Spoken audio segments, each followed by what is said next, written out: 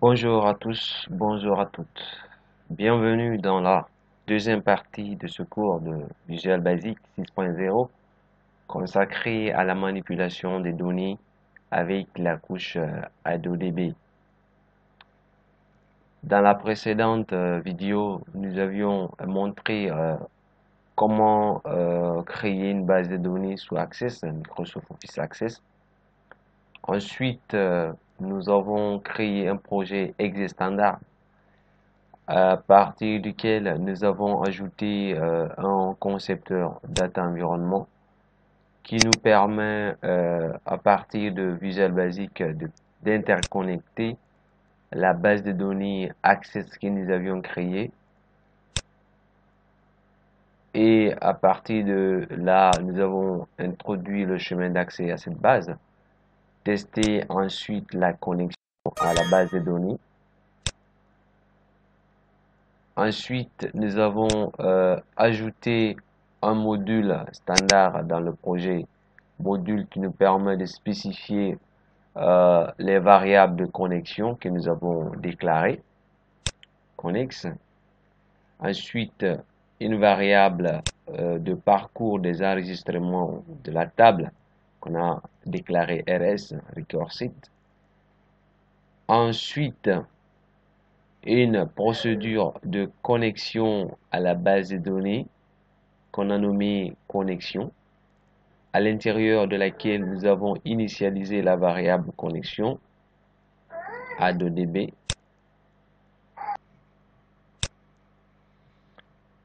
Nous avons déclaré ensuite une variable connexion qu'on a nommée connex, qu'on a initialisée à partir de cette instruction new A2DB connexion.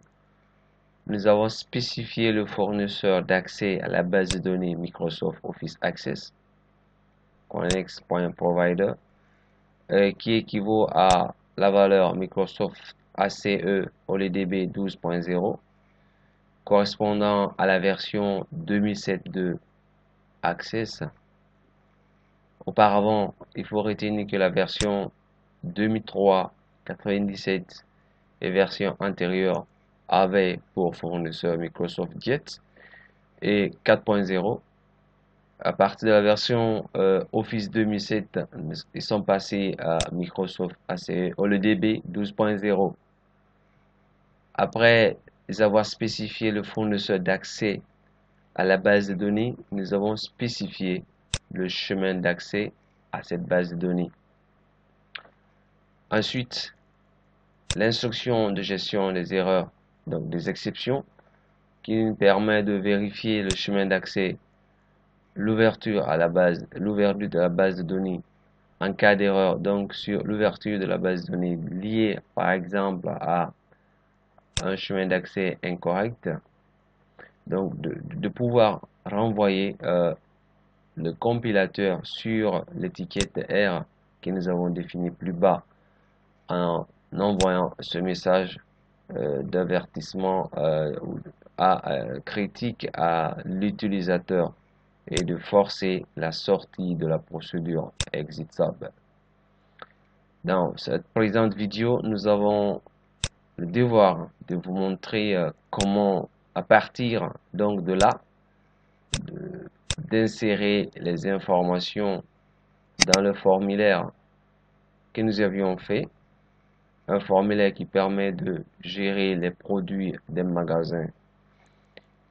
Nous avions présenté ce formulaire ainsi, et à partir du bouton de commande ajouter, nous avons la possibilité d'insérer les instructions qui permettront de récupérer les données saisies par l'utilisateur dans les zones de saisie présentes ici. Alors, première étape, c'est de commencer à changer cette zone de texte présente ici, qui permet de saisir la date d'expiration d'un produit ou d'un article. Alors, pour cela, nous allons parcourir le menu projet. On va cliquer sur composant. Vous allez constater tout à l'heure, on va utiliser un composant qui est plus flexible, qui évite toute erreur de saisie d'une date. Parce que souvent dans la programmation, il y a cette difficulté que le développeur a à gérer des bugs, des erreurs donc d'exécution liées à la gestion des dates.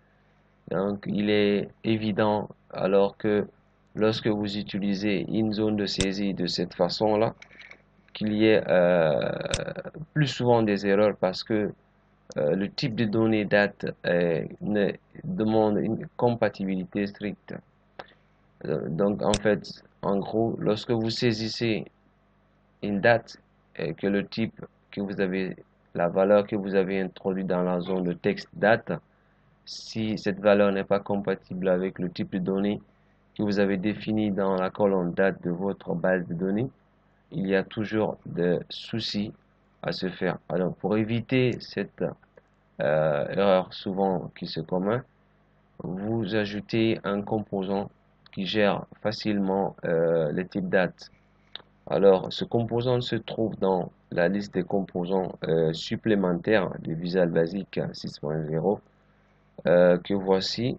Nous allons donc chercher Microsoft Windows Command Control 2 6.0. Voilà, Microsoft Windows Command Controls 2 6.0. Donc, et cette référence de contrôle qui permet d'ajouter cet objet, ce contrôle qu'on appelle DateTime Picker,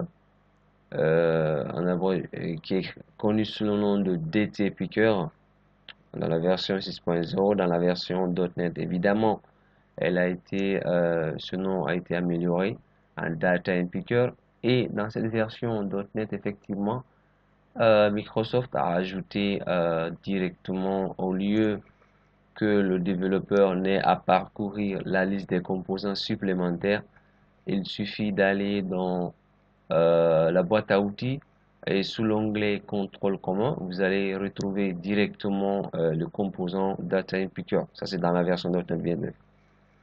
Dans cette version donc présente, vous choisissez, vous cochez l'option Microsoft Windows Command Controls 2 6.0. Vous cliquez sur appliquer. OK. Et puis encore OK. Voilà. Vous constatez immédiatement dans votre boîte à outils l'ajout de nouveaux composants parmi lesquels l'objet DT Picker. Donc je vais effacer l'objet text sync. Je vais le remplacer par celui-ci, Data Picker, que je vais dessiner là. Voilà. Bien. Alors, à partir de là, vous avez la possibilité de sélectionner plus facilement une date, donc sans risque de se tromper. Donc après cela, rapidement, nous allons passer directement à la phase d'insertion des enregistrements. Donc je vais ensuite, je vais d'abord justement, voilà, je vais renommer les zones de texte pour me permettre facilement les identifier dans les codes. Donc je viens dans la propriété name, je tape.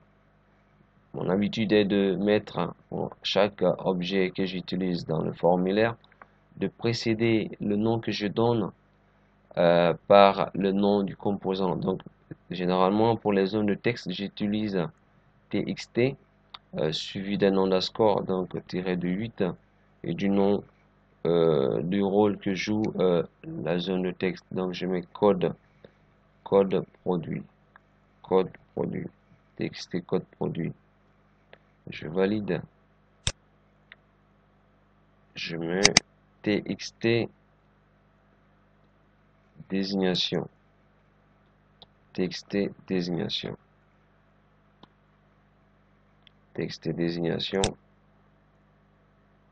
Voilà, ici. Ensuite,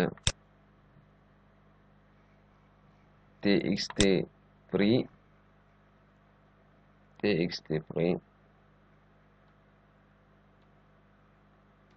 txt prix, txt quantité,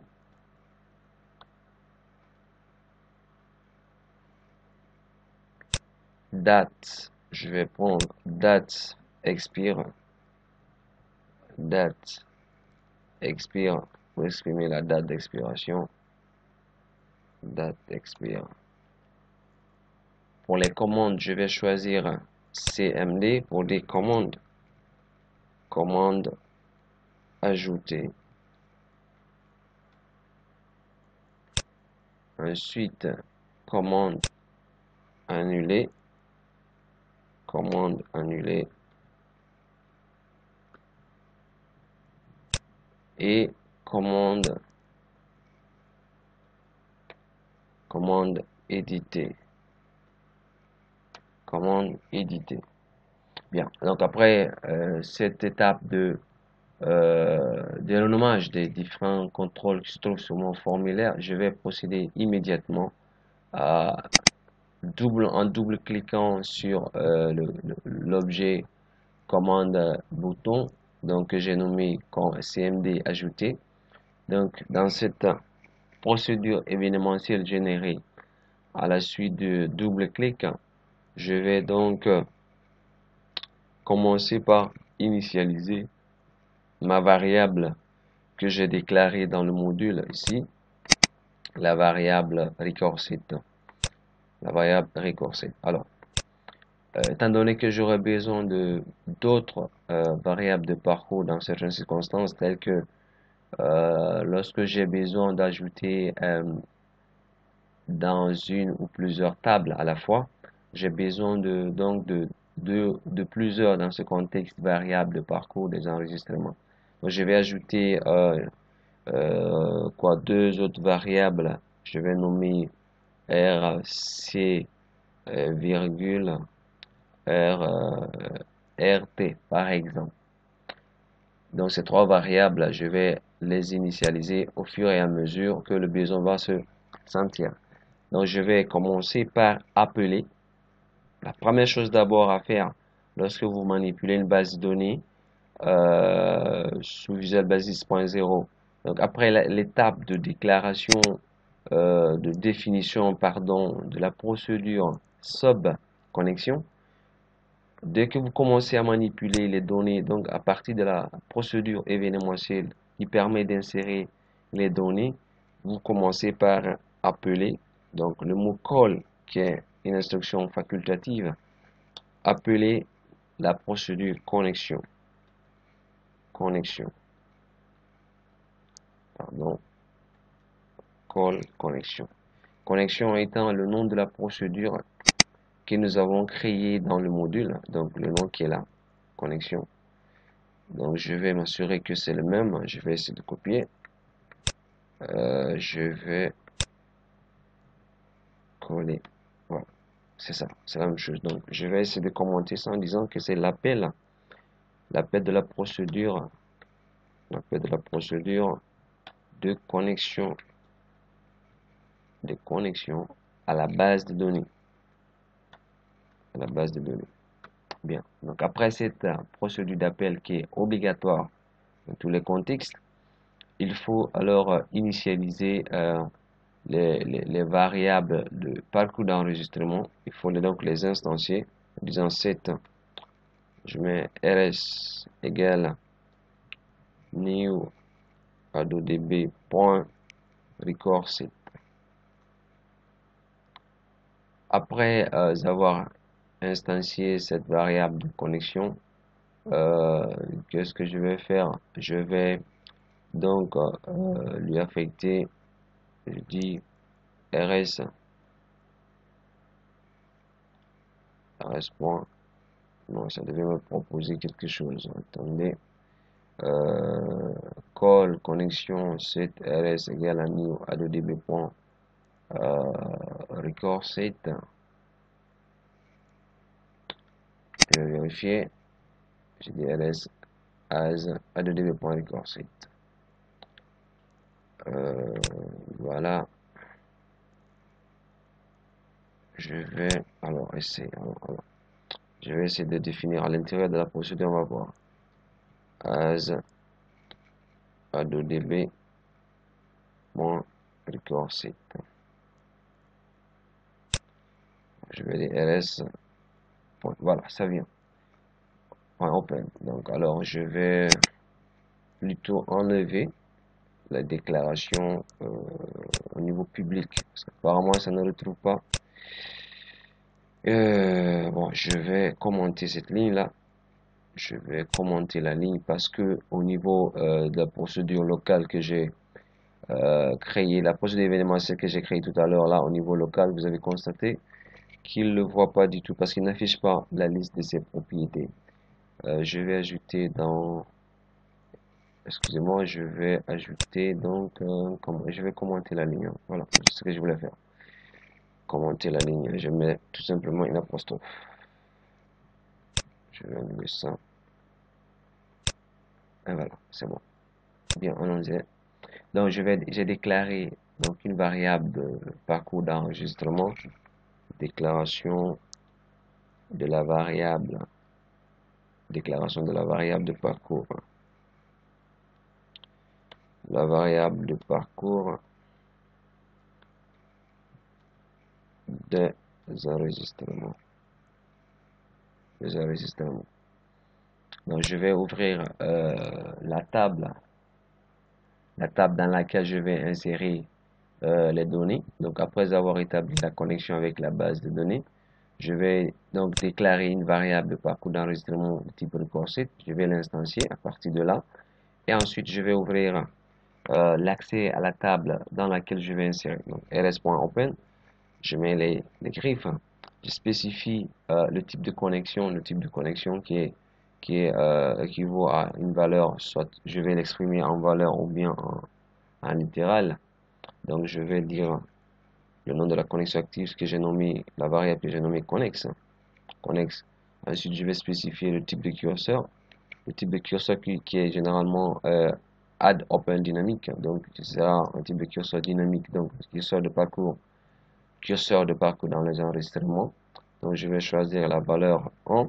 Donc cette valeur là, soit vous choisissez cette valeur add open dynamique, ou bien vous remplacez tout simplement add open dynamique par le chiffre 1.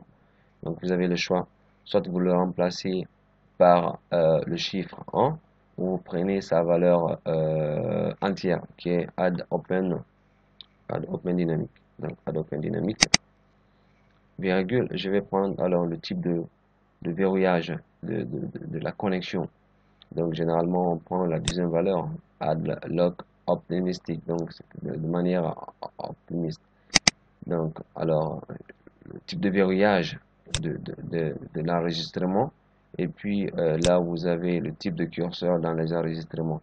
Alors pour mieux comprendre ces deux variables, ces deux paramètres au niveau de Open, vous pouvez vous référer au cours de ADODB sur le site du développeur.com. Ils ont un cours très riche là qui explique effectivement en détail les différents paramètres qui sont utilisés.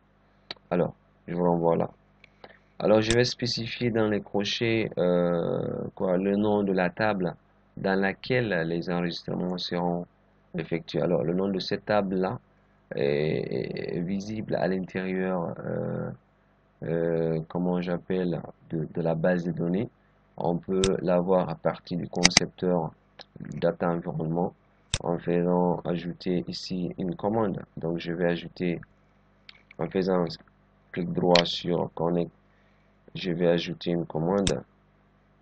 Une commande qui va me permettre donc d'ajouter dans l'environnement de données la table ou la liste des objets présents dans la base de données. Je vais nommer la commande produit. Ensuite, à partir de là, je vais importer la table se trouvant dans la base de données. Donc, je vais en cliquant sur propriété, je vais sélectionner, on dit objet de base de données, procédure stockage, je choisis table, et puis nom de l'objet, je vais choisir produit, comme c'est l'une des deux tables que nous avons créées dans notre base de données. je vais cliquer sur appliquer et ok, voilà, il va m'envoyer directement là la liste des champs contenus dans ces tables. Je vais faire en même temps une deuxième commande pour la deuxième table, vente,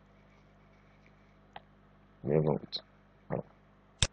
Je vais cliquer sur propriété, je choisis table, attention, et je vais choisir vente, appliquer et ok. Voilà, donc là également j'ai la liste des champs de la table vente. Donc ça me permet facilement de manipuler sans avoir à recourir à Microsoft Office Access. Donc j'ai mes objets de la base de données présents dans mon environnement de données data environnement sans pourtant aller de l'autre côté. Alors à partir de là, je peux donc savoir quels sont les champs à insérer et le nom de la table. Donc la table s'appelle produit et l'autre s'appelle vente. Donc je mets tout simplement dans ma requête le nom de la table. Donc je vais mettre ici ars.open produit. Je mets le nom de la table. Ensuite, je vais, première chose à faire, il faut s'assurer que les champs de saisie sont effectivement renseignés, notamment le code du produit qui est une clé primaire dans la table. Donc il faut s'assurer que ce champ-là est effectivement renseigné. Donc je vais vérifier cela en disant si txt code produit point text correspond à un champ vide, alors je vais demander de saisir obligatoirement msgbox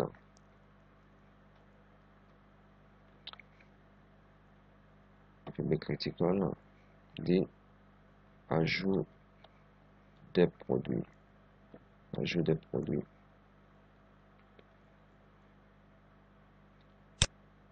Je vais dire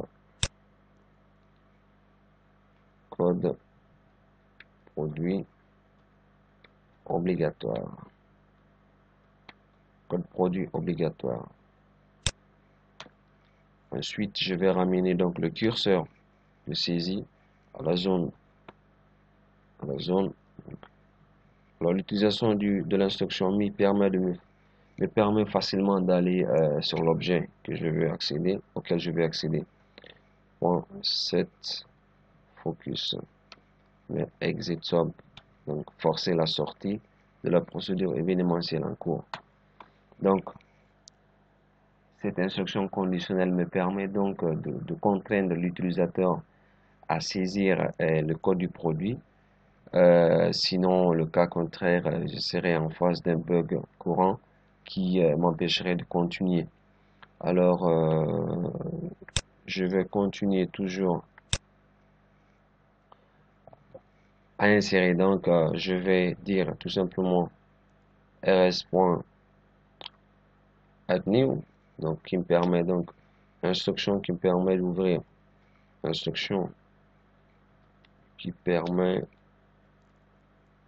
d'ouvrir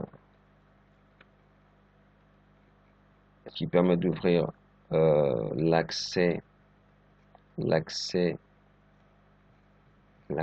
à la table, l'accès à la table en mode écriture, donc ça permet d'ajouter de nouvelles lignes dans la table. Après je mets rs.fields. Pour ceux qui ont suivi les cours de VBA Access, ils comprendront aisément effectivement que c'est les mêmes procédés qu'on utilise, sachant que le VBA n'est qu'un module, donc une portion de Visual Basic 6.0 qui est utilisé sous le logiciel bureautique. Alors rs.field, je vais spécifier le nom du champ. Donc il me suffit d'aller dans mon environnement de données et de regarder le nom du champ à insérer, c'est code pro. Donc je vais, pour mieux saisir, je vais donc faire un affichage en mosaïque verticale pour me permettre de mieux voir. Voilà, donc j'ai le nom des colonnes devant moi à gauche, et puis là euh, je peux facilement insérer. Donc je vais réduire cette fenêtre là, agrandir celle-là un peu. Voilà, pour mieux voir. Bien. Donc je dis ls.fields code p reçoit mi.txt code produit.text. Savoir qu'ici, la propriété texte n'est pas obligatoire. La propriété texte en VB6 effectivement n'est pas obligatoire. Il est considéré comme étant propriété par défaut. Donc vous n'êtes pas contraint de le mettre, mais une habitude qu'il faut prendre effectivement, parce que la vie est une question d'habitude. Donc il faut prendre l'habitude de mettre un point texte, parce que lorsque vous quittez la version 6.0 vers la version .NET, là c'est une exigence, il faut forcément mettre la propriété à laquelle vous voulez accéder. Donc il faut s'habituer dès maintenant à mettre la propriété point texte. Je continue tout simplement en faisant copier-coller pour aller plus vite.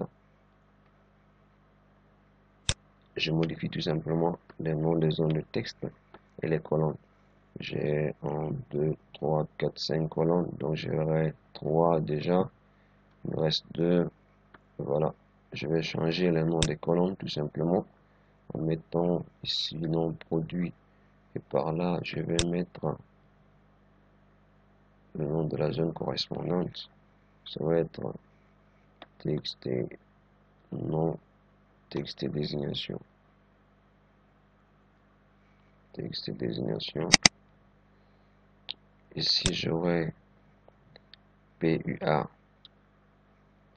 PUA, ça correspond à txt prix, je crois, txt prix. Voilà, et là j'ai quantité stock, quantité stock, ce qui correspond évidemment à txt quantité, et enfin la date d'expiration, date expire, date expire. Je vais prendre date expire, ce qui correspond à mes points date expire. Voilà. Donc, j'ai ouvert la table en question en mode ajout. Donc, ensuite, en mode écriture, je fais les affectations de différentes colonnes. Donc, je récupère les valeurs saisies par l'utilisateur dans les différentes zones de texte. Je les affecte aux colonnes correspondantes dans la table. Ensuite, je vais essayer de faire valider. Donc, je dis update. Donc, instruction qui permet donc d'ajouter les informations saisies dans le formulaire, de les faire valider, donc de valider la transaction. Après cette étape, je vais envoyer un message à l'utilisateur pour l'informer effectivement que les données ont été saisies. MSGBox, boîte de message, VB, information, ajout produit, ajout produit. Je vais dire ajout des produits, ajout des produits. Ensuite, je mets un message pour dire produit ajouté avec succès. Produit ajouté avec succès. Je vais à la ligne. Et puis je vais vider les zones de saisie et remettre le curseur à la première zone en faisant mini point pour aller plus vite. Mi.txt code produit.text égale ceci. Ensuite mi.txt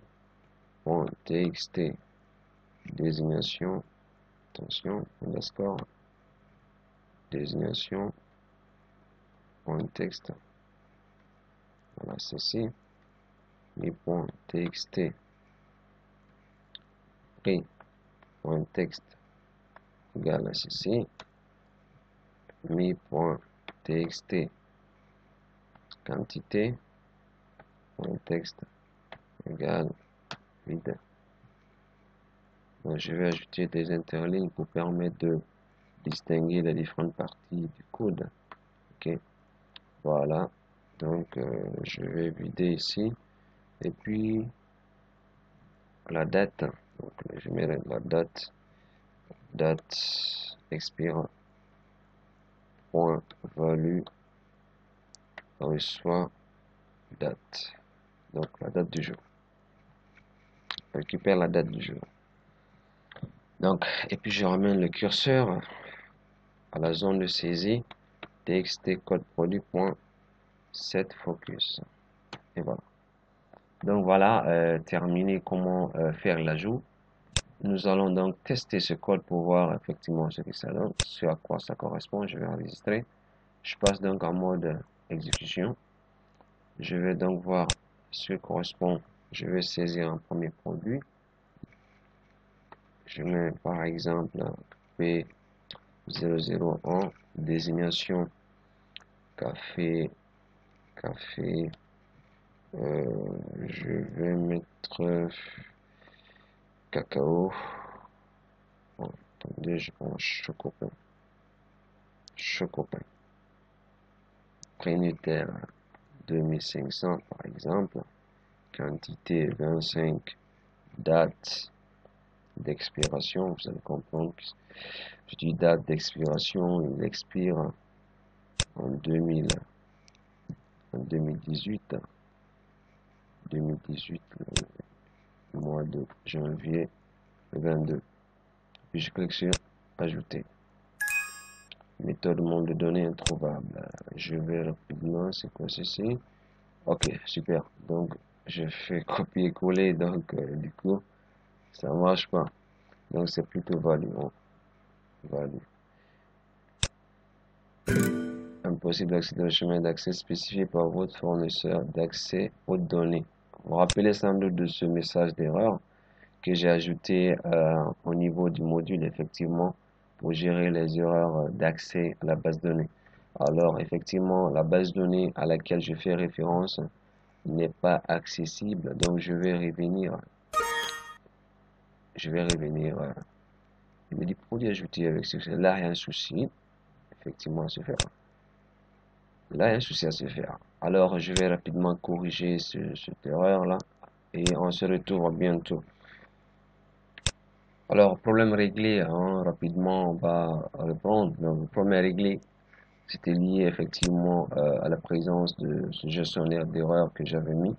Du coup, ça s'exécute à chaque fois que je fais appel à la procédure. Donc, chaque fois que je clique sur le bouton ajouter, étant donné que je fais appel à ma procédure connexion là, donc il exécute le gestionnaire d'erreur. Donc, bon, ça, on va voir ça plus tard.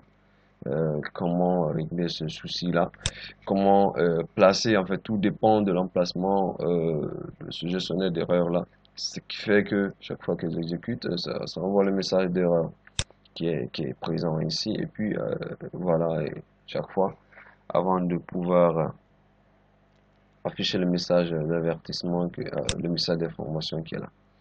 Donc alors vous avez vu sans doute comment ajouter produit. Donc on va faire après avoir réglé ce petit souci là qui se posait, on va faire un autre essai.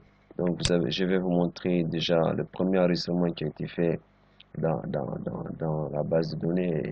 Il est présent là, le premier enregistrement que nous avons effectivement effectué à l'intérieur de l'application à partir de là. Donc c'est présent ici, vous pouvez le constater. Bon, alors on va continuer l'ajout. À performer, à perfectionner ce code-là, parce qu'il n'est pas effectivement parfait, en faisant, disons, le contrôle, je vais faire le contrôle de doublon. Donc, je vais empêcher qu'effectivement un utilisateur introduit un nouvel enregistrement avec le même code produit. Donc, la prochaine étape ici, tout à l'heure, on va faire, c'est cela. Donc, il s'agit de vérifier. En résumé, nous avons appelé la procédure de connexion à la base de données, déclaré une variable de parcours des enregistrements. On l'a instancié, Ensuite, on a ouvert le nom, on a ouvert la table dans laquelle les enregistrements seront ajoutés avec la précision des paramètres de connexion, le type de curseur et puis le type de verrouillage. Nous avons vérifié que la zone de saisie des codes produits soit effectivement renseignée avant toute saisie, avant toute validation. Nous avons ouvert la table produit en mode en accès à un ajout. Nous avons récupéré les informations saisies dans le formulaire qu'on a introduit dans les champs de la base de données, c'est présent. Nous avons validé la transaction, envoyé un message à l'utilisateur pour lui informer qu'effectivement les données ont été introduites, vider le champ pour remettre ensuite le curseur à zéro, à l'état initial. Donc la prochaine étape, c'est de vérifier que lorsque je saisis, lorsque je fais la saisie des informations, je vais m'assurer que le code que j'ai saisi n'existe pas auparavant. Donc je vais vous montrer en fait ce dont je vais parler. Tout à l'heure, vous avez constaté dans la base de données, j'ai introduit un premier enregistrement avec le code produit P001 qu'on a nommé Chocopin avec un prix. Alors quand je tente de saisir un nouveau produit avec le même code P001, j'ai dit je vais dire Omela lait, prix 5000, quantité 50 boîtes, date d'expiration le 21 mars 2018.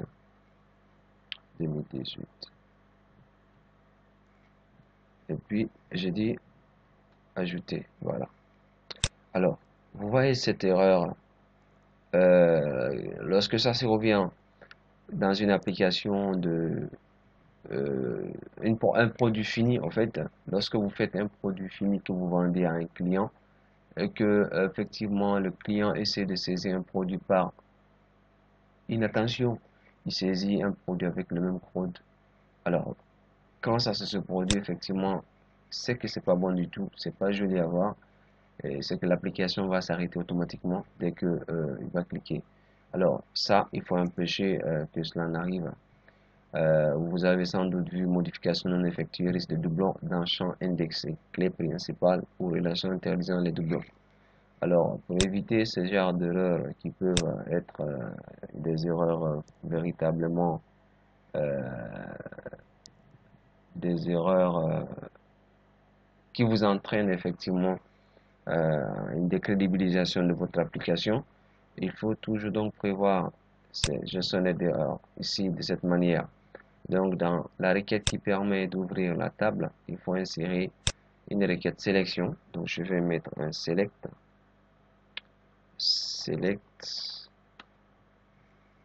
mais star from produit, select star from produit where code, donc le code du produit qu'on a nommé ici code P, where code P like, donc je vais faire ceci, like, le nom de la zone de saisie c'est txt produit.text, je vais faire ça, voilà. Donc l'objectif c'est d'empêcher que l'utilisateur ne saisit en double le même code. Donc pour gérer donc cet aspect de la question, je vais donc faire une requête sélection sur la table produit en vérifiant que le code saisi corresponde au code qui est là, au code qu'il a saisi dans la zone. Donc vous allez constater effectivement l'encadrement que je fais. Donc j'ai dit like, j'ai ouvert quoi, la cote, donc l'apostrophe, ensuite suivi de griffe, espacement, je mets commercial et puis je mets le nom de la zone de saisie qui contient le code, espacement, je mets commercial, griffe enfin, et puis l'apostrophe. Les premiers griffes correspondant déjà à celles qui existaient auparavant, celles qui sont là. Alors, donc je vais vérifier avant le add new. Il faut que je m'assure que le code produit saisi n'existe pas auparavant. Donc je fais un if rs.endOfFile. Donc l'abrévié de endOfFile c'est EOF. Donc je dis quand nous sommes en fin de fichier, alors d'ajouter. Si nous sommes en fin de fichier, ça veut dire que l'enregistrement, le code produit existant qu'il a comparé là n'existe pas. Ça n'a pas été saisi auparavant. Donc, ça veut dire qu'on est en fin de fichier. Donc, il n'a pas trouvé le code du produit. Qu'est-ce qu'il fait? Il ajoute l'information dans la table. Dans le cas contraire, c'est qu'il a trouvé le code que tu as saisi dans la zone de saisie code produit. Dans ce contexte, on lui demande de ne pas ajouter, mais plutôt d'envoyer un message, soit un message informant que le code saisi existe déjà. Box VB critical, parce que tout à l'heure on a vu que ça entraîne des bugs, donc c'est un message critique. Ajout des produits. Ajout des produits. Donc, je vais dire ici code, je dis ce produit existe. Ce produit existe déjà. Ce produit existe déjà.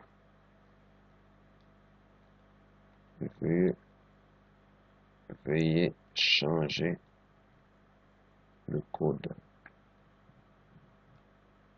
Veuillez changer le code pour. Veuillez changer le code avant de valider. Bien. Voilà. Donc c'est simple. Ça permet de gérer facilement les doublons. Donc c'est simple, mais ça permet de gérer facilement les doublons. Donc à partir de la requête select, et puis cette instruction conditionnelle qui permet de savoir effectivement est-ce que le code produit saisi existe ou pas. Donc si le code produit n'existe pas, il va ajouter les informations dans la table. Dans le cas contraire, donc le else, il envoie ce message et puis ramène le curseur à la zone. Donc je mets mi.txt code produit.setFocus. Voilà. Alors je vais encore tester cette partie et ajouter.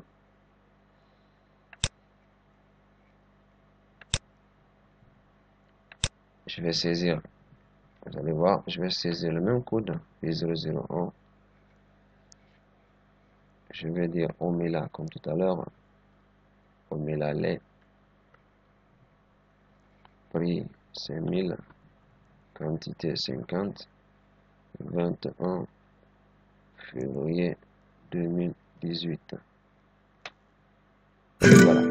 Donc tout à l'heure, on avait vu un message qui empêchait de continuer l'exécution du programme parce que on n'avait pas géré les doublons. Maintenant qu'on a pu gérer les doublons, vous voyez déjà à la place de ce message d'erreur qui empêchait de continuer l'exécution du programme, on a un message personnalisé, notre propre message qu'on a rédigé avec le titre qu'on a mis et puis le contenu. Alors cette icône là qui correspond à VB Critical qui donc permet au programmeur d'avertir l'utilisateur que le message, l'erreur qui est commise est une erreur critique, est une erreur grave. Donc, ce produit existe déjà, veuillez changer le code avant de valider. Donc il me ramène le curseur là. Quand je mets 02, je vais valider. Ça existe. Et je vais faire des enregistrements auparavant, forcément. Mais s'il existe, je vais vérifier exactement. Je vais vérifier que ça existe. Essayer d'actualiser. Et oui, effectivement, le code produit que je suis en train de tenter de saisir existe déjà. Je vais faire des enregistrements auparavant. Je vais donc voir 04. Et voilà. Voilà, donc effectivement, quand vous saisissez un code produit qui existe auparavant dans la table, il ne va pas accepter, donc ça ne va jamais passer. Si vous changez le code, vous mettez un nouveau code, donc ça valide et ça prend en compte. Donc je mets OK, il vide les champs et puis ramène le curseur là. Donc quand je viens dans ma base de données, Access, je fais actualiser. Et voilà, Omelale est présent et puis avec le code P004. Voilà. Alors, j'ai réussi à ajouter les données dans la table. Après cette étape, nous allons maintenant euh, passer à l'actualisation, au bouton qui permet donc d'actualiser les informations chez eux. Donc, en fait, en gros ici, le bouton annuler permet de tout simplement actualiser les informations. Donc, je prends tout simplement ça. Quand je saisis par exemple les informations, que je me rends compte que les informations que j'ai saisies sont erronées, je peux cliquer sur annuler et puis il va vider les champs, ramener le curseur à l'état initial. Donc ce qui m'empêche de valider chaque fois les données qui sont des données erronées. Après, pour finir, on va montrer comment appeler partie de ce formulaire. Comment je vais appeler le second formulaire qui me permet donc de modifier, c'est-à-dire concrètement le formulaire 2 qui est là, ce formulaire 2 qui me permet donc de d'afficher les informations dans un contrôle qu'on appelle data MS First Grid plutôt, et à partir de ce contrôle effectuer des modifications dans la table produit.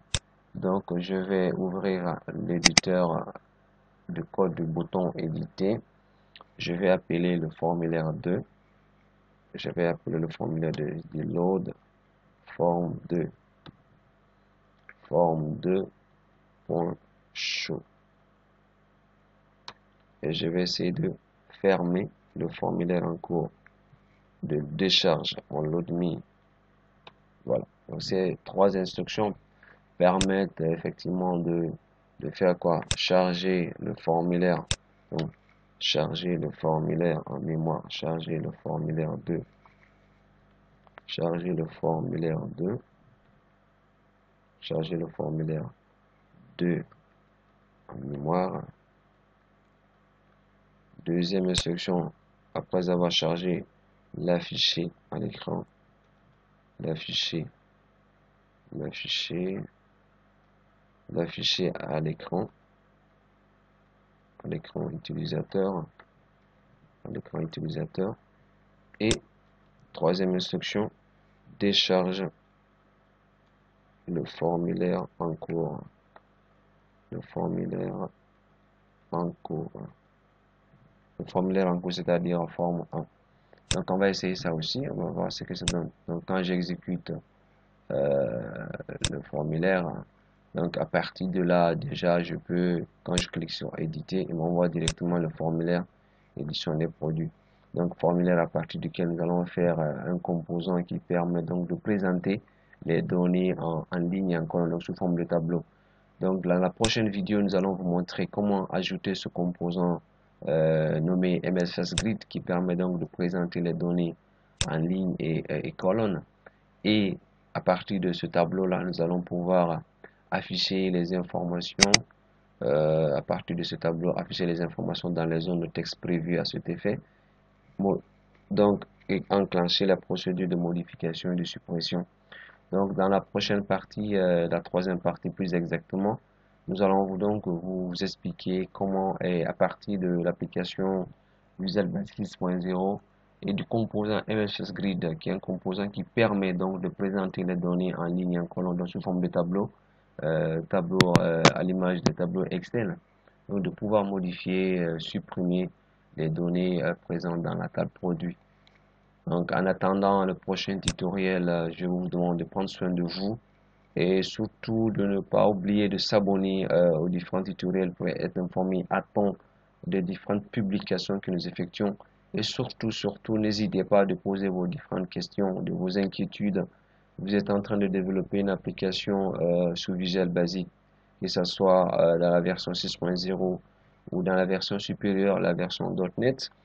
Alors, nos mails présents dans la vidéo sont ouverts. Nos téléphones sont à votre disposition. Donc, vous pouvez faire vos commentaires, vos suggestions à toutes les vidéos que nous publions afin que nous améliorons notre prestation davantage pour vous servir Et en attendant, je vous demande de prendre soin de vous et à bientôt.